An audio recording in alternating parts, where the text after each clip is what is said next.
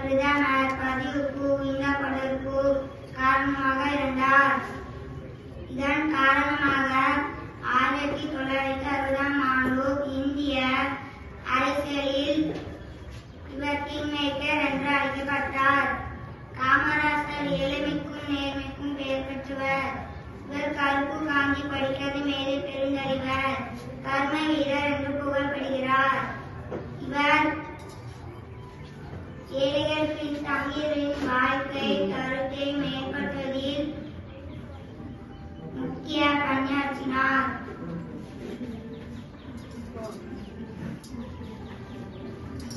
குழந்தைகளுக்கு இலவச கல்வி தந்ததோடு அவர்களுக்கு இலவச கல்வி மதிய உணவு திட்டத்தையும் அறிமுகப்படுத்தினார். தமிழகத்தின் கல்வியை மேம்படுத்துவதில் ஆற்றிய பங்கின் காரணமாக கல்வி தந்தை என்று பரவலாக அறியப்படுகிறார்.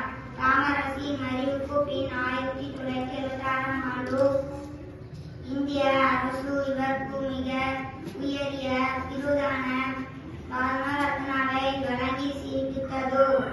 மதுரை காமராஜர் பல்கலைக்கழகம், சென்னை பன்னாட்டு வானொலி நிலையத்தின் உள்நாட்டு முனையம் தொடங்கி பல தெருக்களுக்கு கட்டிடங்களுக்கு காமராஜர் பெயரை சூட்டி சிறப்பித்தார்கள். நன்றி, வணக்கம்.